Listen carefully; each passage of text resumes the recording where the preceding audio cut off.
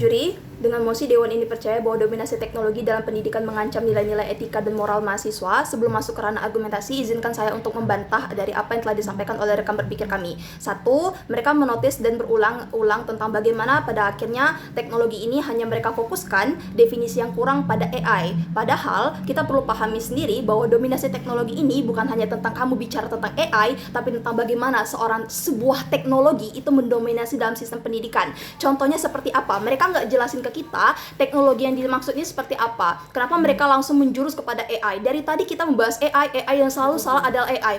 Padahal kita sekarang Zoom sekalipun, Google Meet, atau bahkan InFocus, ataupun televisi, ataupun sistem input nilai, ataupun laptop, or gadget, jurnal-jurnal internasional yang bisa kamu akses lewat teknologi, itu merupakan dominasi teknologi dari sistem pendidikan kamu sendiri. Jadi mohon untuk tidak hanya fokus pada bagaimana AI itu berpengaruh buruk pada kamu, tapi fokuslah membahas bagaimana dominasi teknologi ini sebenarnya. Apa sih sebenarnya yang dikatakan dominasi teknologi itu sendiri? Mereka nggak detailin ke kita, dan mereka langsung menjurus dan menyalahkan AI itu sendiri. Itu yang pertama, yang perlu kita luruskan dalam mosi perdebatan ini. Yang kedua, mereka menyalahkan tentang AI pada akhirnya akan mempengaruhi proses bagaimana mahasiswa itu berinteraksi misalnya, terus bagaimana mereka itu mengkopas misalnya. Tapi sadarilah, kita perlu balik lagi, definisikan dulu mosi ini seperti apa, karakteristik mahasiswa itu seperti apa sih. Mahasiswa umur anak usia yang udah 18 sampai di atas 17 tahun, berarti secara hukum, I think secara moral ataupun secara legal atau tidaknya, kamu itu udah bisa dikatakan kamu udah bisa berpikir mana yang benar, mana yang salah, karena kamu udah lulus SMA. Orang tuaku sekalipun misalnya, ataupun orang tua kebanyakan ketika anaknya udah masuk kuliah, itu udah dibebaskan. Kenapa? Contohnya kamu udah boleh merantau misalnya, kamu udah boleh nentuin mana yang baik untuk kamu, mana yang buruk, kamu atur keuangan kamu tentuin mana yang salah, mana yang benar. Even kalau misalnya kamu mau ke klub sekalipun, orang tua kamu udah bebasin, karena kamu udah seorang mahasiswa, kamu udah dibebas. Nah, itulah kenapa pentingnya definisi dan karakterisasi dulu di awal, dimana pembicara pertama nggak jelasin itu. Oke, masuk ke ranah sisi kontra kami. Aku akan jelasin itu. Pertama, dominasi teknologi itu seperti yang aku udah jelasin tadi, bahwa pada akhirnya yang awalnya sistem pendidikan itu yang masih konvensional, itu kita ajarin dengan adanya sistem teknologi. Kita misalnya presentasi misalnya cuma pakai kertas misalnya, tapi kita bisa pakai teknologi, InFocus, layar, terus kita akses informasi. Kita nggak hanya harus nanya ke dosen atau nyari buku berwaktu-waktu yang lama misalnya. Kita bisa akses lewat artikel misalnya, lewat jurnal, dan itu merupakan dominasi teknologi. Bagaimana pada akhirnya teknologi ini mendominasi sistem pendidikan, yang pada akhirnya pada mosi ini kami nggak setuju kalau ini mengancam nilai-nilai etika ataupun moral mahasiswa. Kenapa? Kita perlu tahu dulu, kalau misalnya suatu etika atau moral, etika itu adalah sesuatu yang disepakati secara publik, yang disepakati suatu kelompok, suatu masyarakat, ini dikatakan benar atau salah. Sedangkan moral adalah nilai yang kita anut, nilai yang kita pegang. Nah, kenapa dua hal ini tuh nggak bisa berubah, atau nggak bisa akan gampang kehapus, ataupun teknologi pun nggak akan mengancam hal ini? Karena apa? Kita usia taruhlah misalnya 18 tahun misalnya, itu tuh adalah sesuatu yang dimana usia itu udah terbentuk selama 18 tahun. Kita udah punya bermacam bagai faktor yang nentuin kita itu menganut etika yang mana, kita menganut moral yang mana. Contohnya kayak apa? Kita udah punya keluarga misalnya, keluarga yang mengajarkan kita mana yang benar, mana yang salah. Kita udah punya aturan masyarakat misalnya. Contohnya misalnya kita di kelas ataupun di sekolah, di RT, RW, di masyarakat sekalipun, kita udah tahu mana yang benar dan mana yang salah. Itu kenapa pada akhirnya teknologi ini yang baru muncul beberapa tahun ini itu nggak akan bisa ngebersihin atau nggak akan bisa ngancam nilai etika dan moral, karena itu tuh adalah sesuatu yang kamu udah anut dari lama. Itu tuh bukan sesuatu yang bisa menentukan karakter kamu sebagai seorang individu ataupun mahasiswa. Kamu udah nentuin mana yang benar, mana yang salah itu sendiri. Itu pada akhirnya kami statement awal, kami nggak setuju kalau dominasi teknologi dalam hal pendidikan itu nggak akan bisa mengancam nilai-nilai etika dan moral mahasiswa. Karena dominasi teknologi tadi, mahasiswa tuh misalnya mau konsultasi hal pribadi atau hal sensitif misalnya kepada kepada teknologi, itu akan membangun hal yang baik juga pada akhirnya, karena teknologi itu informasi yang disodorkan ke dia itu merupakan informasi yang udah terakreditasi kredibel. Kenapa aku bilang begitu? Karena udah berdasarkan jurnal, udah berdasarkan Scopus, udah ada data penelitiannya, dan semua data tuh udah diinput di teknologi. Kalau misalnya kita bahas AI misalnya, itu udah pasti benar. Kenapa itu kredibel? Karena ada jurnal Scopus misalnya, ada yang memvalidkan data tersebut, dan jadi ketika misalnya ditanya kalau misalnya ini akan merusak, atau AI ini atau teknologi ini misalnya akan merusak moral dari seseorang mahasiswa itu sendiri, enggak, karena itu udah ada pertanggungjawabannya. Dominasi teknologi dan pendidikan itu nggak akan mengancam, dan mereka juga nggak akan mengancam seperti itu. Yang setelah itu aku udah jelasin tentang apa itu etika, apa itu moral, dan kenapa pada akhirnya suatu moral ataupun etika ini nggak akan mudah dibersihin, itu karena ada pengaruh subjektivitas, ada pengaruh perasaan batin, ada budaya dari keluarga, budaya dari tempat tinggalnya, ada agama yang dia anut, ada nilai pribadi yang dia anut. So that's why itu nggak akan mempengaruhi nilai etika atau moral dari individu sendiri cuman karena teknologi. Teknologi itu cuma sebagai alat, Dewan Juri. Teknologi itu cuma sebagai tools bagi kita, bukan penentu karakter diri kita. Karena kita punya kecerdasan intelektual, kita punya emotional intelligence yang nentuin diri kita tuh siapa, bukan cuma dari teknologi itu aja. Terus terus kita juga nggak tahu nih seberapa mengancam sih teknologi itu bagi seorang mahasiswa. Emang mengancam dari segi apanya? Apa contoh konkretnya yang dari tadi nggak dibawa? Apa contoh signifikannya yang benar-benar mengubah nilai etika atau moral dari seorang mahasiswa itu sendiri? Dari tadi si tim pro nggak jelasin itu ke kita, bukan? Setelah itu juga artinya bahwa secara karakterisasi mahasiswa, kita itu sebagai mahasiswa itu punya nilai moral atau individu yang punya nilai besar dalam diri kita masing-masing. Kita punya suatu yang nilai kita anut misalnya. Artinya apa? Mahasiswa ini secara usia, secara lamanya hidup itu udah punya hati nurani, udah punya kemampuan untuk berpikir kritis, udah tahu mana yang baik dan buruk, udah tahu bertindak berdasarkan keyakinan pribadi dia, udah punya kesadaran. Inilah yang bedain kita bagaimana seorang mahasiswa atau manusia itu berpikir dengan logis, dan karena mereka punya kesadaran, dan teknologi itu cuma sebagai alat, bukan penentu dari kualitas diri seseorang itu. Dan teknologi itu bukan mengancam, tapi teknologi itu sebenarnya adalah cermin yang benar-benar menunjukkan bagaimana seorang moral atau etika dari seorang mahasiswa itu sendiri. Misalnya kalau teknologi sekarang tuh udah punya banyak informasi dan kamu sebagai mahasiswa tinggal mengcopy paste aja, berarti moralitas kamu salah, dan itu bukan mengancam, tapi itu sebagai cermin kalau sebenarnya kamu moral kamu nggak sebagus itu, berarti kamu orangnya nggak jujur. So that's why kita nggak bisa nyalain teknologi itu sebagai mengancam, tapi itu sebenarnya bentuk dari cermin dari sosial itu sendiri, bagaimana kamu sebagai seorang mahasiswa ataupun individu manusia. Bangga menjadi kontra. Terdengar dan terlihat dengan jelas. Sebentar, kecoret. 1. Dewan Juri terhormat, sebelum saya masuk ke ranah argumen, biarkan saya untuk menyebutkan satu quotes yang sering sekali kita lihat di internet. Ada satu quotes yang ngena sekali. Saya pakai teknologi untuk mencuci baju. Saya juga pakai teknologi untuk menjemur baju. Tapi saya tidak menggunakan teknologi untuk melukis. Pada musik kita pada hari ini, benar Dewan Juri terhormat, kalau mana kami mengglorifikasi adanya teknologi, yang mana teknologi ini ada bagusnya untuk mendominasi apalagi di pendidikan. Namun Dewan terhormat, seperti yang sudah dimention oleh pembicara kedua dari tim lawan, apabila kami kurang diregulasi. Kami memiliki regulasi, yakni teknologi di dalam dunia pendidikan, di dunia kami adalah teknologi yang mengurus banyak hal, yang mengurus administrasi, bahkan menjadi sumber dari evaluasi siswa-siswa, bukan untuk menjadi fully tidak seperti yang disebutkan oleh tim lawan, yang mana di dunia mereka itu tidak apple to apple menurut kami, karena mereka hanya menyebutkan sesuatu yang menguntungkan saja di tim mereka, namun mereka bahkan kurang dalam framing mereka sendiri. Di pembicara pertama mereka tidak ada framing, etika, moral, teknologi. Apa definisinya? Itu sangat luas. Umur, atau apa itu definisi mahasiswa, siapa penggunanya, dan efeknya apa. Mereka tidak mention itu. Yang kedua, di dalam pembicara kedua, mereka berkata soal fakta lapangannya adalah ada banyak kok orang-orang yang terpengaruh sama AI. Lagi-lagi dari pembicara pertama, pembicara kedua mereka selalu mention tentang AI. Padahal teknologi itu sangat luas dan tidak selalu soal AI saja.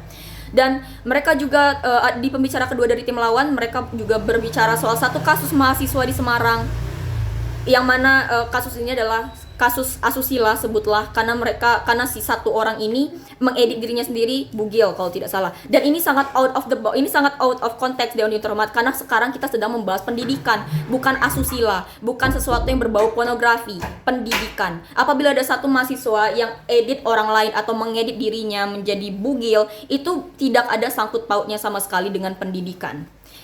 Yang baik, kembali lagi ke definisi. Jadi Dewan Juri terhormat, kami ingin membangun dunia di sini karena di tim pro sendiri mereka gagal membangun dunia mereka sendiri. Jadi teknologi adalah alat dominan dalam proses, bukan menjadi pengendali nilai manusia. Iya, benar, teknologi mendominasi, tapi tidak akan bisa mengendalikan nilai manusia.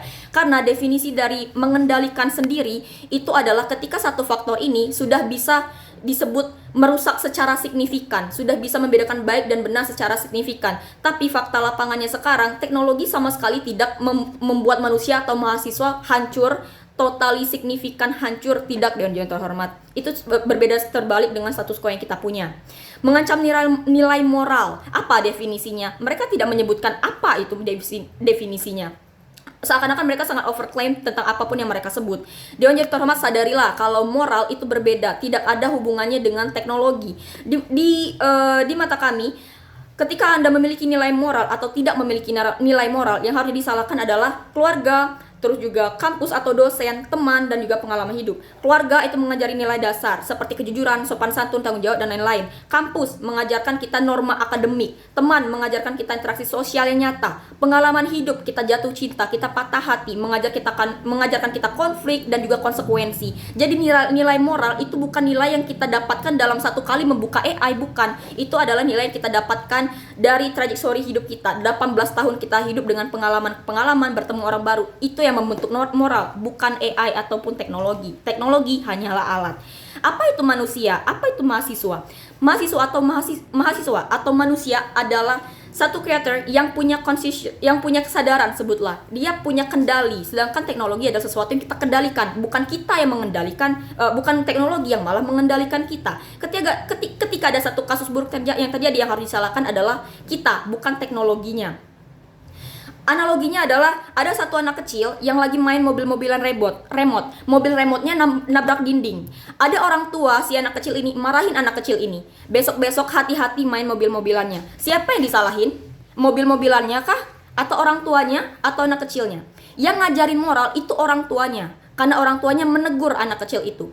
Sedangkan yang salah adalah anak kecil itu, karena dia tidak bisa mengontrol mobil remote-nya. Itu adalah analogi yang tepat untuk kasus kita pada hari ini. Masuk ke ranah argumen kami. Yang pertama adalah pada akhirnya manusia itu punya filter moral. Ya sudah, seperti yang sudah dijelaskan oleh pembicara pertama kami, apabila anak usia mahasiswa itu adalah anak-anak usia 18 sampai 20 tahunan, yang mana mereka sudah punya kesadaran mana yang benar, mana yang salah. Ketika mereka salah menggunakan teknologi, yang harusnya kita salahkan adalah mereka, bukan teknologinya. Karena satu kali lagi kami tegaskan, manusia apalagi di usia dewasa, mereka sudah punya consciousness atau kesadaran.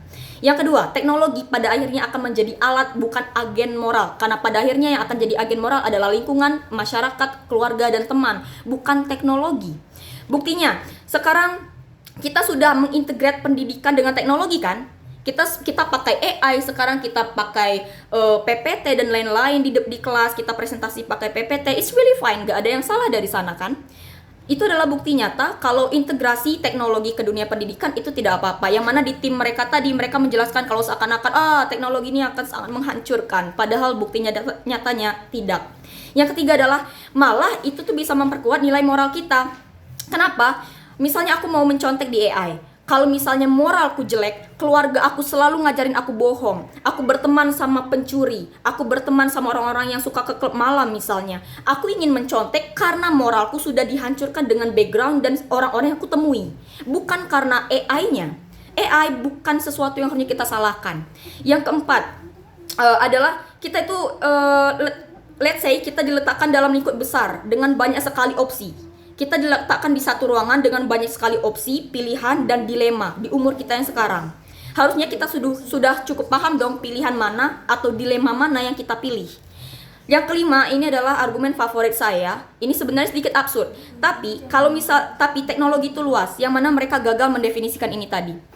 Teknologi itu tidak hanya terbatas AI atau deepfake dan lain-lain. Mereka hanya bermain aman, Dewan Juri terhormat. Teknologi itu sangat luas. Ada yang namanya TV, Nintendo, buku digital, ada juga komputer, ada juga infocus yang kita pakai di dunia pendidikan. Kalau memang, ya, Habis kah? Sini. ya, ayo. Ada sedikit waktu lagi, Juri. Ini bisa. Sorry, tadi ada sedikit waktu lagi. Saya akan lanjutkan, ini kira-kira ada waktu sekitar 20 detik lagi. Ini adalah argumen favorit kami, yakni kalau memang mau hapusin teknologi, hapusin juga TV, hapusin Nintendo, hapusin komputer dan juga hapusin aja Infocus, karena kan mereka pada akhirnya kan teknologi juga. Jadi jangan selalu bermain aman dan mulai berlaku adil di mosi ini. Saya bangga menjadi tim kontra. Terima kasih. Baik, terima kasih atas penjelasan secara kedua tim oposisi. Bisa alaman, kan? Substantif dari tim. Oke, seharusnya apa yang seharusnya menjadi beban pembuktian dari tim pemerintah, yang dimana dia seharusnya menunjukkan pada kita hal yang mengancam itu seperti apa. Mengancam itu sendiri adalah seperti mana tadi sudah didefinisikan oleh Zakia. Dia bilang kalau ini adalah bentuk ketika adanya pengaruh secara buruknya, secara signifikan mempengaruhi perilaku atau buruknya seseorang. Sehingga kita di sini itu harus meyakini bahwa rusaknya moral, rusaknya nilai-nilai etika dalam pendidikan secara signifikan adalah salah teknologi. Tapi kami berkali-kali meyakini bahwa ini adalah bukan salah teknologi serta-merta. Dominasi teknologi tidak benar-benar mengancam. Dalam artian ada faktor-faktor lainnya. Apa saja? Tadi udah dibilang ada keluarga, lingkungan, pergaulan, pengalaman, dan lain sebagainya.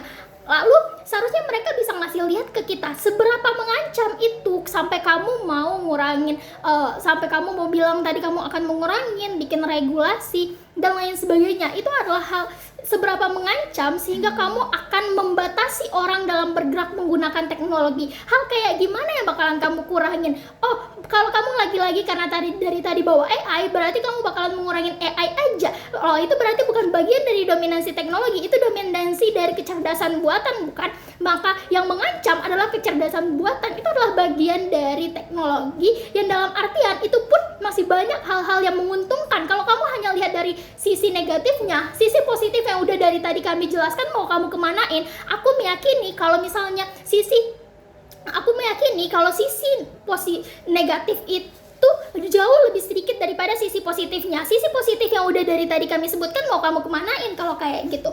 Sehingga kami juga seharusnya mendapatkan jauh lebih jelas lagi tentang bagaimana contoh konkretnya. Kamu bilang tentang deepfake, grooming, atau bahkan kamu tadi bawa hal-hal yang dalam artian yang akhirnya menjerumuskan mahasiswa itu kepada merusak integritas dirinya sehingga dia kehilangan nilai moral, akhirnya mengancam orang lain dan lain sebagainya. Sudah dijelaskan kalau itu adalah bagian dari individunya sendiri, itu adalah cerminan dari individu itu sendiri. Bukan berarti itu adalah salah teknologi secara serta-merta. Kami udah bilang berkali-kali kalau ada beberapa faktor-faktor lain yang akhirnya mempengaruhi lingkungan kamu, bagaimana pengalaman, bagaimana pergaulan, bagaimana keluarga akhirnya mempengaruhi kamu sehingga kamu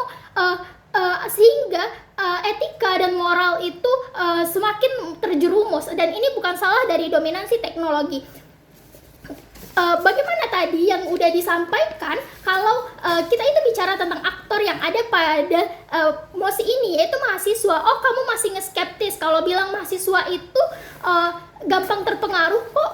Tapi balik lagi, faktor yang kalau dia gampang terpengaruh, toh dia juga akan terpengaruh sama faktor-faktor lainnya kan. Apa yang akan mempengaruhinya? Apa teknologi itu sendiri atau bahkan lingkungannya? Balik lagi, itu semua adalah bagian dari individu kamu. Kalau kamu di era yang kayak gini masih nggak bisa ngefilter atau nggak bisa melihat teknologi itu sebagai hal yang positif, itu berarti ada di diri kamu sendiri. Kamu udah di usia dimana udah bisa ngelihat kalau dunia ini bergerak dengan teknologi dan kamu harus terlibat dalam teknologi itu, bukan justru terjerumus dalam teknologi. Hal ini yang seharusnya menjadi pola pikir dari mahasiswa. Jadi kalau kita bicara tentang mahasiswa yang udah umur 18-22 tahun, kamu harusnya udah punya pemikiran yang jauh lebih matang. Kamu tahu baik dan buruk dan kamu udah bisa berpikir kritis. Itu yang seharusnya ada di jiwa seorang mahasiswa. Kita nggak lagi ngomongin anak SD loh ya. Kalau kita lagi ngomongin anak SD, oke lah kalau misalnya kita nggak mau dia banyak main teknologi, nggak mau banyak main HP, nanti etika moral dia akhirnya terbentuk buruk dan lain sebagainya. Kamu udah jadi mahasiswa dan kamu seharusnya udah punya pengalaman untuk bisa melihat hal yang jauh lebih baik. Kalaupun kamu bilang ini akan menjadikan mahasiswa itu jadi malas ketika kamu mengatakan kalau ini akhirnya hilangnya kamu terbiasa akan kemudahan teknologi, tadi dibilang kalau kehilangan nilai dari usaha dan lain sebagainya, ini adalah kesalahan berpikir. Bagaimana kamu menganggap bahwa ketika kamu mendapatkan kemudahan teknologi kamu kehilangan nilai usaha? Tapi di era globalisasi dan di bagaimana arus teknologi semakin bergerak dengan sangat cepat, ini adalah bagian dari kecepatan pergerakan dunia. Teknologi itu ngebikin pergerakan dunia bergerak semakin cepat. Kalau kamu nggak terlibat dalam teknologi itu, kamu bakalan terus stuck ada di belakang. Dan dengan adanya dunia yang bergerak sangat cepat ini, teknologi ngebantuin kamu, dan teknologi ini bikin kamu bisa turut terlibat. Teknologi ini bikin kamu bisa mengikuti percepatan itu, dan ini bukan definisi dari malas itu sendiri. Kehilangan nilai dari usaha. Kalau kamu cuman bilang kamu untuk mempelajari satu teknologi itu juga ada usahanya. Kalau kayak tadi case yang kalian bawa, government bawa, kalau misalnya AI bahkan untuk nge-prompt di AI itu aja nggak mudah loh. Kamu bisa aja dapat jawaban yang salah, jawaban yang enggak sesuai. Tapi kalau misalnya kamu punya diri yang bisa mengikuti arus teknologi itu sendiri, maka kamu bisa untuk jauh lebih baik dalam berusaha dalam mendapatkan jawaban atau dalam mendapatkan kemudahan dari teknologi itu sendiri, bukan? Jadi ini bukan salah dari dominasi teknologinya. Balik lagi, faktor-faktor lainnya itu jauh lebih besar untuk menurunkan nilai etika dan moral itu sendiri. Jadi ini adalah beberapa bentuk pembelaan terhadap teknologi itu sendiri. Teknologi itu adalah alat bantu. Teknologi itu bukan penentu dari sikap seseorang. Hal-hal seperti apa sih yang sebenarnya akan mengubah sifat dari sikap seseorang karena teknologi? Ini nggak benar-benar terjawabkan dari sisi government, yang dimana contohnya itu nggak benar-benar terlihat, hanya contoh-contoh individu yang akhirnya jadi pribadi yang buruk, yang dimana itu tidak hanya akan terancam oleh teknologi, tapi juga akhirnya terpengaruh oleh beberapa faktor-faktor yang lainnya udah berulang kali kami sebutkan. Nah, di sektor pendidikan itu sendiri, teknologi itu bisa bantu hal-hal kayak informasi, teknologi itu bisa bantu kita saling terhubung, dan bahkan yang poin tadi disebutkan oleh pemerintah yang bilang tentang itu akan menurunkan kreativitas dan lain sebagainya. Loh, justru teknologi bikin kamu makin kreatif. Loh, yang dulunya kamu cuma bakalan pakai PowerPoint, itu juga bagian dari teknologi. Bahkan bagian PowerPoint lama aja bagian dari teknologi. Tapi di era sekarang kita udah punya teknologi perkembangan baru dalam bagaimana membuat PPT. Akhirnya kamu lebih kreatif, kamu bikin sesuatu hal yang lebih menarik, kamu bisa bikin desain yang jauh lebih bagus. Bahkan kita bisa lihat case-nya saat ini, desain-desain orang jauh lebih baik, bukan bersamaan dengan adanya teknologi. Dan itulah yang akan saya maksudkan. Bagaimana kamu akan menghilangkan poin-poin positif dari teknologi ini hanya karena kamu berpikir ada individu yang akhirnya rusak karena teknologi. Oke, kamu bakalan bilang untuk mengurangi. Apa yang akan dikurangi? Bentuk teknologi kayak gimana sih yang mau kamu kurangin? Dan apakah akhirnya hal-hal positif yang tadi ada itu akan hilang pada akhirnya? Bangga. Satu. Juri, mari kita retrospektif debat ini menjadi lebih segaris dan kita menarik benang merah dari dua tim perdebatan hari ini apa. Nah, jika kita melihat dari keseluruhan debat ini, kita tahu bahwa adanya perbedaan utama antara kedua tim, yaitu bukan pada keberadaan teknologi itu, tetapi pada akhirnya adalah bagaimana kita bisa memahami sumber dari moral seorang manusia, dalam hal ini subjeknya adalah mahasiswa itu sendiri seperti apa. Tim tukar berpikir kami menganggap bahwa teknologi itu sebagai penyebab utama yang merusak ataupun mengancam nilai moral dan etika dari diri seseorang, bukan? Tetapi dari sisi kami menunjukkan bahwa moral itu tidak berasal dari teknologi. Kita dibentuk bukan berdasarkan tentang apa saja yang dari lingkungan eksternal kita, tapi kita dibentuk juga dari apa yang kita anut, apa yang kita percaya dari sisi internal diri kita sebagai seorang individu itu sendiri, dalam hal konteks ini adalah sebagai seorang mahasiswa. Clash utama dari perdebatan kita adalah kita paham bahwa apakah teknologi ini membentuk moral mahasiswa atau apakah mahasiswa atau manusia itu sendiri yang sebenarnya menentukan dan mempertahankan ataupun membentuk moral atau etika dari seorang individu itu sendiri. Nah, teknologi, kita ketahui dulu kalau teknologi itu merupakan cermin dari etika ataupun moral diri seseorang. Karena di sisi kami menganggap bahwa teknologi itu adalah sebagai suatu kemewahan. Ketika seorang manusia itu punya suatu kemewahan, disitulah kita bisa melihat bagaimana sebenarnya etika dan moral orang itu berjalan. Contohnya, ketika misalnya kamu di dalam teknologi, kamu sudah punya semuanya. Dan di sanalah sebenarnya teknologi itu bukan mengancam individu kamu, bukan menjadikan diri kamu menjadi orang yang sombong misalnya, menjadi orang yang buruk, buruk, yang jelek misalnya, atau mengancam nilai-nilai yang kamu anut misalnya saat kamu pada saat itu misalnya ekonomi tidak baik pada hal itu misalnya. Nah, disinilah sebenarnya esensi dari teknologi itu sebagai suatu bentuk kemewahan dunia, bentuk efisiensi dan bentuk efektif dari suatu dunia, yang dimana itu tuh menunjukkan cermin asli dari diri seseorang itu sendiri. Karena pada akhirnya yang menentukan kamu, etika atau moral kamu itu terancam atau tidaknya, itu dari diri kamu sendiri. Kamu sendiri yang mengiyakannya, kamu sendiri yang memberikan peluang, dan kamu sendiri yang menunjukkan siapa diri kamu tercermin dari dominasi teknologi itu sendiri. Itulah contohnya apa? Contohnya misalnya kalau kita di ranah pendidikan misalnya. Kalau misalnya kita dulu ujian tanpa kita masih sekarang tuh ujiannya udah tanpa pengawasan, moral kita tuh jadi terlihat lebih asli. Kenapa? Karena misalnya kalau di kelas konvensional misalnya, mahasiswa itu jujur karena mereka itu diawasi. Kita jujur atau kita merasa ini tuh bahaya ataupun harus jujur karena kita diawasi oleh guru-guru kita atau dosen kita misalnya. Tapi sekarang sudah ada teknologi, sudah ada ujian online, tugas digital misalnya. Nah, pengawasan kan jadinya bersifat lebih longgar. Nah, inilah sebenarnya peluang curang itu lebih besar, dan justru di sinilah kita bisa melihat apakah mahasiswa itu bisa tetap jujur sebagai individu ataukah dia punya moral atau etika yang kuat misalnya. Nah, makanya teknologi itu tidak akan bisa mengancam atau merusak moral identitas seseorang, tapi malah teknologi itu menunjukkan sifat asli dari diri seseorang itu sendiri.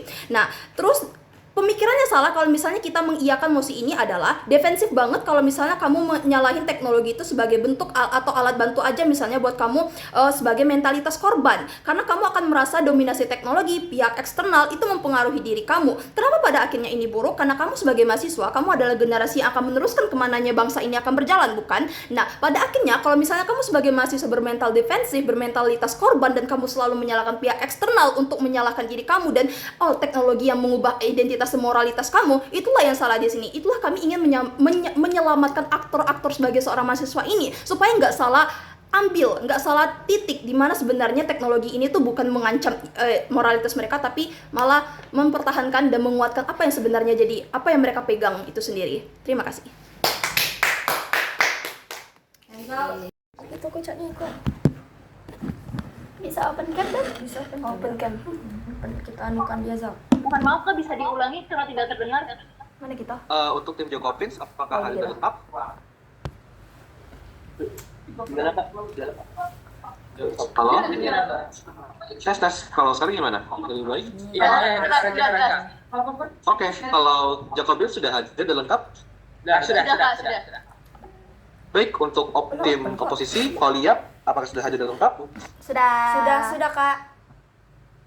Oke, keren. Saya akan membagi agitasi pertama saya dalam 3 bagian. Pertama, mari kita bahas terhadap secara general atau umum terlebih dahulu bagaimana mosi ini didebatkan dalam perdebatan kali ini. Dalam mosi, Dewan ini percaya bahwa dominasi teknologi dalam pendidikan mengancam nilai etika dan moral mahasiswa. Beban mostinya dalam untuk menjelaskan 2 hal. Pertama, apa itu dominasi teknologi dalam secara generalnya seperti apa, dan bagaimana ini mengancam nilai-nilai etika dan moral mahasiswanya. Berarti kalau misalkan ada pembahasan mengenai apa dampak dari pengancaman ini, saya rasa itu bukan menjadi diskusi paling utama. Namun sayangnya dalam perdebatan saat ini masih kurang jelas penjelasannya mengenai nilai etikanya seperti apa dan dominasinya seperti apa. Saya rasa penting untuk menjelaskan terlebih dahulu agar teman-teman juga punya arahan mengenai argumentasi yang teman-teman bawakan nantinya.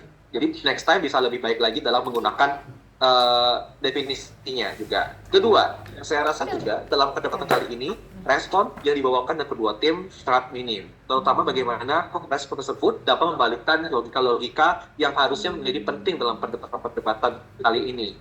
Karena kedua tim juga memperdebatkan hal yang sama sepertinya, tapi perbedaannya ada nilai-nilai tertentu yang tidak disetujui oleh satu atau kedua tim. Makanya penting respon tidak hanya berhenti pada penjelasan bahwa tidak membawa sesuatu dari tim proposisi, tapi juga menjelaskan kenapa tim kalian juga membawakan hal yang baik yang kalian bilang tidak baik pada tim-tim lainnya. Jadi bisa lebih imbang juga dalam penimbangannya. Tapi saya sudah mendapatkan 3 pertentangan dalam perdebatan kali ini. Pertama, sebelum itu, mari kita tentukan decision yang terlebih dahulu. Dengan tanpa langsung saja untuk decisionnya, saya memenangkan tim oposisi di atas tim pro atau tim pemerintah. Jadi selamat kepada tim oposisi, commiserations atau tetap semangat untuk tim proposisi. Saya akan membagi OE ini dalam 3 tantangan yang berbeda. Pertama, mari kita diskusikan mengapa kedua tim membahas mengenai pertentangan terkait dengan penggunaan teknologi oleh mahasiswa menuju nilai etika. Tim proposisi atau tim pemerintah datang ke dalam debat ini dengan menjelaskan 2 hal. Pertama, bagaimana dalam musik ini teknologi itu sudah terlalu masuk dalam mahasiswa. Bagaimana aplikasi dalam kehidupannya sudah mempengaruhi keseluruhan etika dan moral dari mahasiswa itu sendiri. Tapi juga yang kedua, moralitas yang dimaksud dalam perdebatan kali ini adalah kemanusiaan dan etikanya tentang akademik atau bersifat dengan mahasiswa itu sendiri. Mereka membawa tentang 2 hal. Pertama, kenapa teknologi ini bisa membawakan ideologi dan radikalisme yang terpengaruh oleh mahasiswa terkait dengan hal-hal sensitif yang bebas dibawakan dalam teknologi. Berarti akan ada pengaruh-pengaruh juga dalam bersosialisasi yang menciptakan adanya bukti bahwa ada ancaman dalam nilai etika dan moral mahasiswa. Oposisi di sisi lainnya membawakan 2 hal. Pertama, bahwa etika adalah hal yang sifatnya bukan masuk ke dalam konteks teknologi saja, tapi bersifat kolektif. Berarti hal itu adalah bersifat kolektif. Moral sendiri adalah nilai individu. Berarti dalam kedua itu adalah hal yang telah dibentuk sejak lama. Makanya penganutan etika yang sudah lama itu menciptakan masyarakat itu sudah punya patennya sendiri. Masyarakat juga keluarga juga punya aturannya sendiri, individu juga udah punya aturan-aturan sendiri untuk bersifat dalam dunia saat ini. Terutama dalam konteks mahasiswa yang sudah di atas 17 tahun, berarti secara moral dan legal sudah bisa berpikir dengan baik juga untuk mengetahui mana yang salah dan mana yang benar.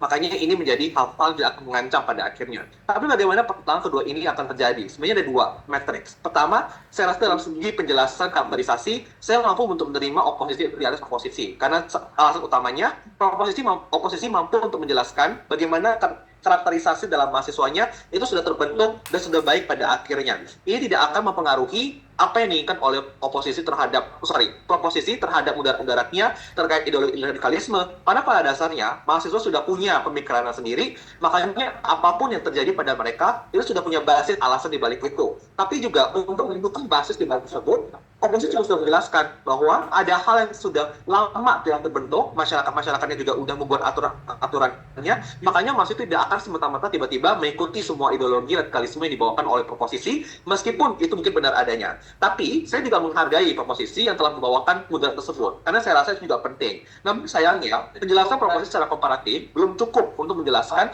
pertama, mengapa ideologi itu menjadi hal yang sangat buruk dan eksklusif datang dari teknologi. Karena saya rasa oposisi juga sudah menjelaskan kalau pengancaman tidak jelas ini juga terjadi tanpa adanya teknologi itu sendiri. Makanya moralitas tetap akan keduanya secara eksklusif diancam dasarnya pada itu. Tapi juga yang kedua, saya rasa dalam hal yang bersifat akademik, ini juga menjadi pendukung dari oposisi. Karena oposisi juga sudah menjelaskan konteks yang lebih besar terhadap mahasiswanya dibandingkan dengan proposisi yang hanya berhenti bahwa satu, ada akan sosialisasi yang buruk, tapi tidak menjelaskan bagaimana sosialisasi ini menjadi hal yang sangat buruk ketika ini didominasi oleh teknologi, tapi juga tidak menjelaskan juga mengapa apatisme menjadi hal yang sangat buruk juga di sisi mereka. Makanya dalam segi konteks ataupun karakterisasi, saya bisa memberikan kemenangan kepada tim oposisi di atas tim pro.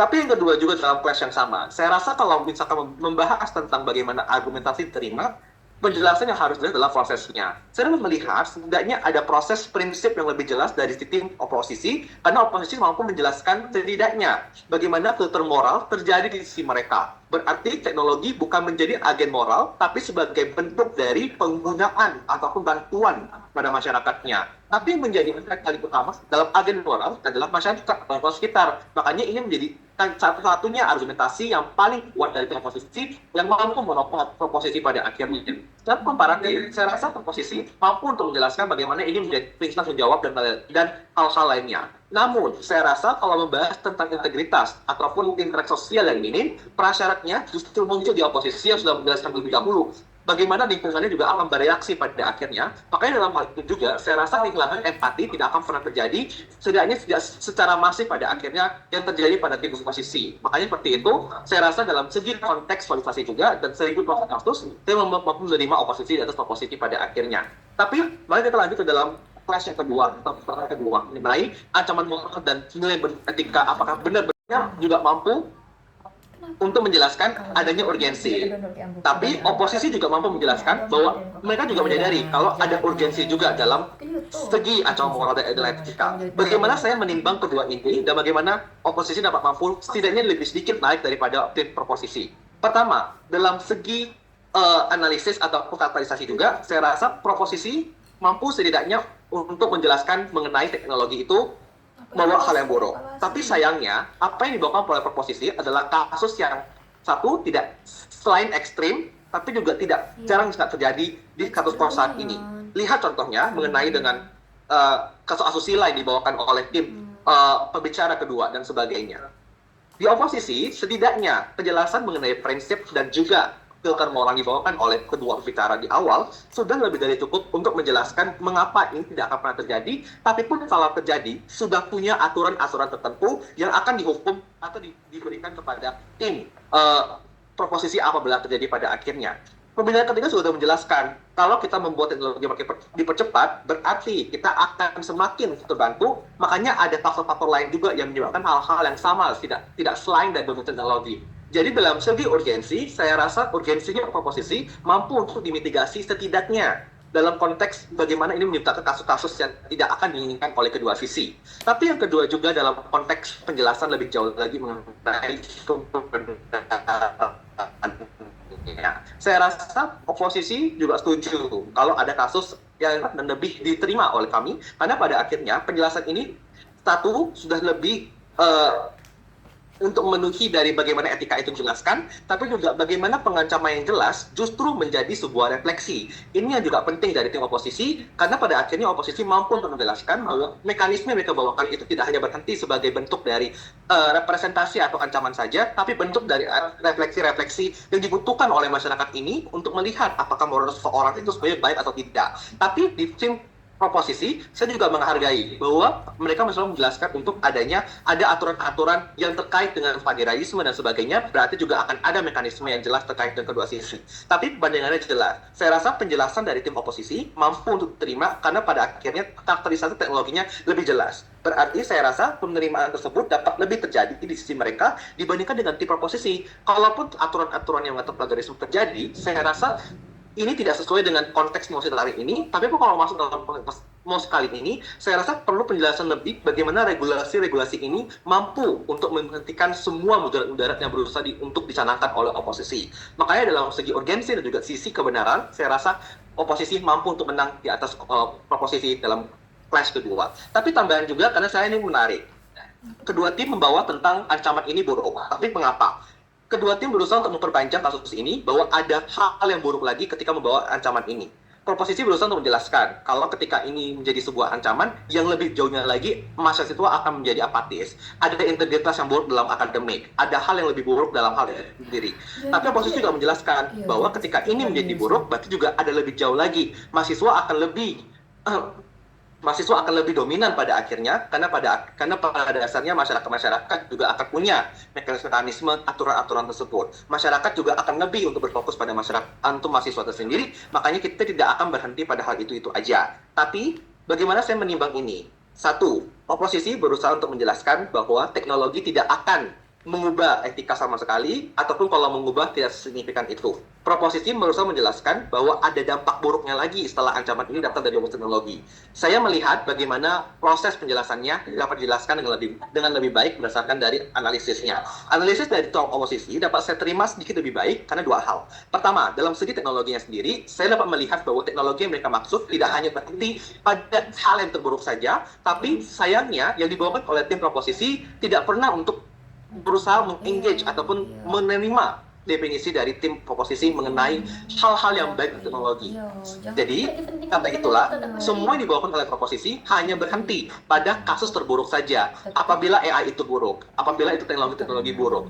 Padahal, teknologi yang telah dibahas oleh tim oposisi mampu diterima karena lebih umum pada dasarnya, tidak hanya berhenti pada AI saja yang buruk, tapi juga hal-hal yang baik seperti juga PPT, seperti pada materi-materi dan sebagainya. Makanya perkembangan teknologi saat ini sudah membuktikan bahwa setidaknya kalaupun tidak akan ini hanya menjadi alat manusia saja, dan sudah terbuktikan juga pada dasarnya. Itu makanya alasan terhadap clash ketiga kita dimenangkan oleh tim oposisi.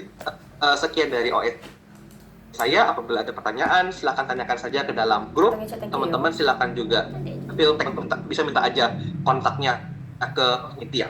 1, 2, 3. Terima kasih. Terima kasih Thank you, banyak ya Kak. Kak. Thank you Kak. Thank you juga Kak Jacobi. Sama-sama. Selamat kembali ke ruang utama ya. Bye bye. Nice game guys, nice game. Game. Thank you for the Sefollowan IG lah harusnya. Oh iya, ada gambar shotnya di sini. Nanti kita follow IG. Iya. Aku akan mencari wajah-wajah kalian di kontak Hey, saya. ini sekarang aja. Ada juri kan? Di sini kan masih ada panitia ya? Ada. Panitia maaf, hehehe. Ini coba cari yang itu